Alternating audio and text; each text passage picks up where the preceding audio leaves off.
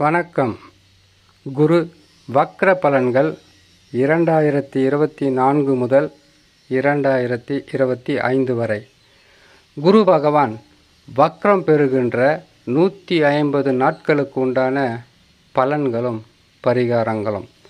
குரு பகவான் பெயர்ச்சி ஆனதுக்கு பிறகு குரு பகவான் இருக்கின்ற ராசியிலிருந்து சூரிய பகவான் 5ஆம் ராசிக்கு வரும்போது குரு பகவான் வக்ரம் பெறுவார். குரு பகவானுக்கு மட்டுமல்ல, சனி பகவானாக இருந்தாலும் சரி, செவ்வாய் பகவானாக இருந்தாலும் சரி, இந்த விதி என்பது 3 பேருக்குமே பொருந்தும்.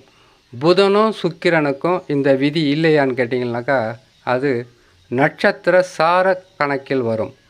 இவர்களுக்கு மட்டும்தான் 5ஆம் இடத்தில் சூரிய பகவான் அமரும்போது வக்ரம் பெற்று 9ஆம் இடத்தில் இதே சூரிய பகவான் சஞ்சாரம் செய்யும்போது வக்ர நிவர்த்தி அடைவார். இந்த வகையில் குரு பகவான் வக்ர காலங்கள் என்பது 150 நாட்கள்.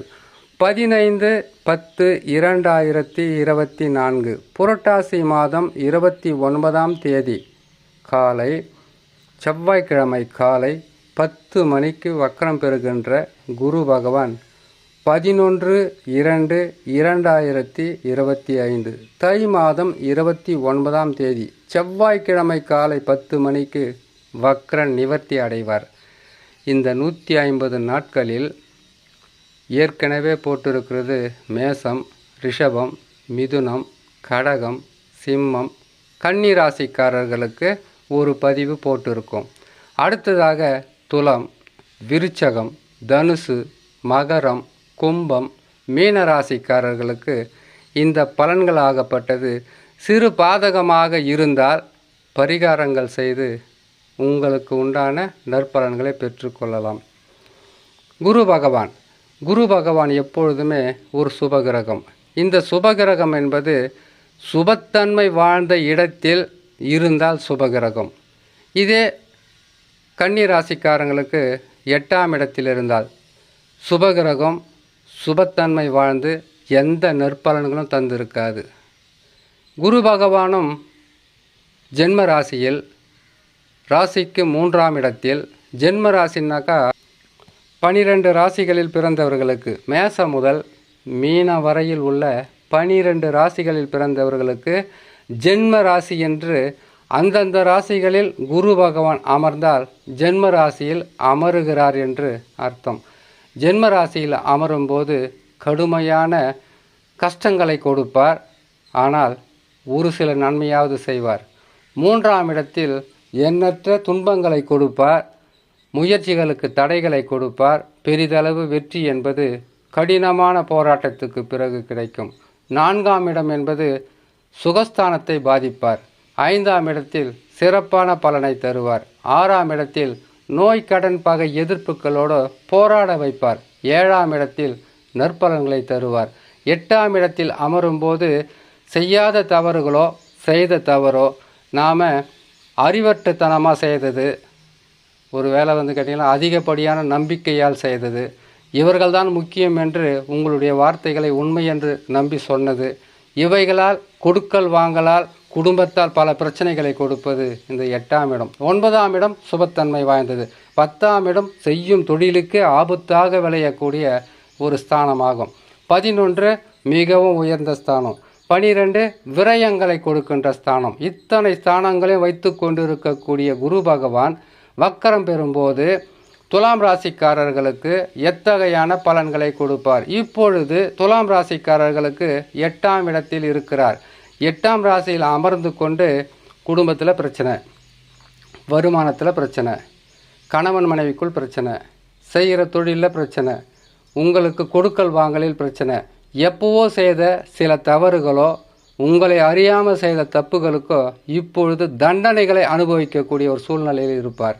அது வயசுக்கு தக்கவாறு இருக்கும். சிறு பிள்ளைகளுக்கு நீங்கள் அதிகமாக கஷ்டப்பட போகிறீங்க, நீங்கள் அதிகமாக துன்பப்பட போகிறீங்கன்னு சொல்ல முடியாது. காரணம் ஏன்னு கேட்டிங்கனாக்கா, சிறு பிள்ளைகளுக்கு ஒரு பலன்களும், திருமண வயதில் இருப்பவர்களுக்கு ஒரு பலன்களும், திருமணமாகி பிள்ளைகளுடன் இருப்பவர்களுக்கு ஒரு பலன்களும், வயதானவர்களுக்கு ஒரு பலன்களாக இருக்கும். இதில் வேலை செய்து குடும்பத்தை காப்பாற்றுபவர்களுக்கு தான் அதிகப்படியான நெருக்கடிகளாக இருக்கும். குரு பகவான் தவறான இடங்களில் அமர்ந்து விட்டால், குரு பகவான் ரொம்ப சுபகிரகம் சொல்லியிருக்காங்க. சுபகிரகமும் தவறான இடத்தில் அமர்ந்தால் பல வகையான கஷ்ட நஷ்டங்கள் என்பது கட்டாயமாக இருக்கும்.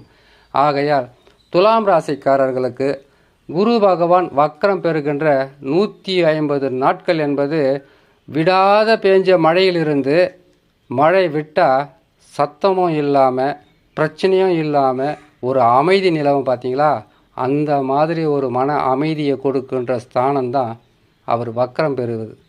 வக்ரம் பெற்றால் கட்டாயமாக துலாம் ராசிக்காரர்களுக்கு 150 நாட்கள் என்பது மிகவும் சிறப்பான பலன்களை கொடுப்பார். அதற்கு பிறகு 2 மாதத்தில் பயிற்சி ஆகிடுவார். அந்த 2 மாதம் தாக்கு பிடிக்க மாட்டிங்களா? குரு பகவான் பயிற்சி ஆனதுக்கு பிறகு தான் உங்களுக்கு கஷ்டம் கொடுக்கல. அவர் பயிற்சி ஆகிறதுக்கு 3 மாதத்துக்கு முன்னாடி இருந்து உங்களுக்கு அதிகப்படியான தொல்லையை கொடுத்துட்ருப்பார், எண்ணற்ற பிரச்சனைகளை கொடுத்துருப்பார். இது தசா நல்லா இருந்தவர்களுக்கு ஓரளவுக்கு பரவாயில்லை. தசா நல்லா இல்லாதவர்கள் தான் கடுமையான பாதிப்புகளை சந்திக்கக்கூடிய ஒரு சூழ்நிலையாக இருந்திருக்கும். அடுத்ததாக விருச்சக ராசி. விருச்சக ராசிக்காரர்களுக்கு குரு பகவான் வக்ரம் பெற்றால் பாதகத்தை செய்வாரா? செய்ய மாட்டார். ஏன்னு கேட்டிங்கனாக்கா, குரு பகவான் வக்ரம் பெறும்போது அவர் பின்னோக்கி செல்லும்போது உங்களுக்கு பெரிதளவு பாதகத்தை கொடுக்க மாட்டார். காரணம் என்னன்னு கேட்டிங்கனாக்கா, கேதுவும் சனி பகவானும் உங்களுக்கு ராகு பகவானுடன் இணைந்து நற்பலன்களை செய்யக்கூடிய அமைப்பில் இருக்கும். ஒரு சிலருக்கு மட்டும் பொருளாதாரத்தில் சில தடைகள் ஏற்படுமே தவிர பாதகங்கள் பெரிதளவாக இருக்காது. விருச்சக ராசிக்காரங்க பொறுமைசாலிங்க, நல்லவங்க. மற்ற ராசிக்காரர்களை விட ஒரு வித்தியாசமான ராசி தான் இந்த விருச்சக ராசி. இதே விருச்சக ராசிக்காரங்களுக்கு கோபம் மட்டும் அவங்களுடைய ஆத்திரத்தை அதிகமாக மூட்டிவிட்டால் இவர்கள் கடும் கோபக்காரர்களாக மாறி எதிர்த்து பேசவும் எதையும் செய்ய துணிந்து விடுவார்கள். இத்தகையான குணம் கொண்ட இந்த விருச்சக ராசிக்காரர்களுக்கு குரு வக்ரத்தால் பெரிதளவு பாதகம் இருக்காது. சில நேரங்களில் உங்களுக்கு பொருளாதாரத்தில் சில பின்னடைவு ஏற்பட்டு நற்பலன்களை கொடுத்துவிடும். தனுசு ராசி. குரு பகவான் வக்ரம் பெற்றால் நற்பலன்களை பெறக்கூடிய ஒரு ராசியாகவே மாறிவிடும். 6ஆம் இடத்தில் ரணரோக சத்ருஸ்தானத்தில் இருந்து விலகி சுபத்தன்மை வாய்ந்த நற்பலன்களை கொடுக்க மிகவும் உதவியாக இருக்கும் இந்த குரு வக்ர பயிற்சி என்பது. குரு பகவான் வக்ரம் பெற்றவுடன் உங்களுக்கு இதனால் ஏற்பட்டிருந்த தடை, தாமதம், குடும்பத்தில் ஏற்பட்டிருந்த பிரச்சனை, வாழ்க்கையில் ஏற்பட்டிருந்த பல வகையான நெருக்கடிகளிலிருந்து மீண்டு வரலாம். இதனுடைய தனிப்பதிவை போகிற கேட்டு பயன்பெறலாம். அடுத்ததாக மகர ராசி. மகர ராசிக்காரர்களுக்கு இனிமேல் பெரிதளவு பாதகம் சொல்ல முடியாது. ஏன்னு கேட்டிங்கனாக்கா, 7.5 சனியை விட்டு விலக போகுது. பல வகையில் கஷ்டங்களையும் துன்பங்களையும் சொல்ல முடியாத அளவுக்கு நீங்கள் அனுபவித்து வந்த உங்களுக்கு குரு பகவான் வக்ரம் என்பது பெரிதளவு பாதகமாக இருக்காது, சாதகமாகவே இருக்கும். நற்பலன்கள் என்பது நடந்து கொண்டே இருக்கும். கும்பராசிக்காரர்களுக்கு குரு வக்ரத்தால் சிறு பாதகங்கள் ஏற்படலாம், பெரிதளவு கஷ்டங்கள் இருக்காது. இதற்கு நீங்கள் செய்ய வேண்டிய பரிகாரமாக குரு தட்சிணாமூர்த்தியை வணங்கி வந்தாலே போதுமானது. இதனுடைய தனிப்பதிவை போகிறோம், கேட்டு பயன்பெறலாம். கும்பராசி என்பது குரு பகவான் மிகவும் உதவி செய்கின்ற ஒரு ராசி. சனி பகவான் கூட உங்களுக்கு சில நேரங்களில் கஷ்ட நஷ்டத்தை கொடுத்து விட்டாலும் குரு பகவான் உங்களுக்கு 2ஆம் அதிபதியாகவும் 11ஆம் அதிபதியாகவும் இருக்கக்கூடிய இந்த குரு பகவான் வக்ரம் பெறுவதால் பாதகம் இருக்காது. உடலில் சில உபாதைகள் போகலாம். பெரிதளவு கஷ்டங்களோ நஷ்டங்களோ கொடுக்க மாட்டார். உடலில் சிறு நோய் என்றாலும் மருத்துவரை அணுகுவது, குலதெய்வ வழிபாடு செய்வது மிகவும் சிறப்பாக இருக்கும். மீனராசி. மீனராசிக்காரர்களுக்கு கஷ்டங்கள் அவ்வளவு கொடுக்க மாட்டார் எப்போவுமே குரு பகவான். வக்ரம் பெற்றால் பொருளாதாரத்தில் உயர்வும் குடும்பத்தில் சந்தோஷமும் எண்ணற்ற மகிழ்ச்சியுமாகவே இருக்கும். குரு வக்ரத்தால் நற்பலன்களை அடையக்கூடிய ராசியில் மீன ராசியும் இருக்கும்.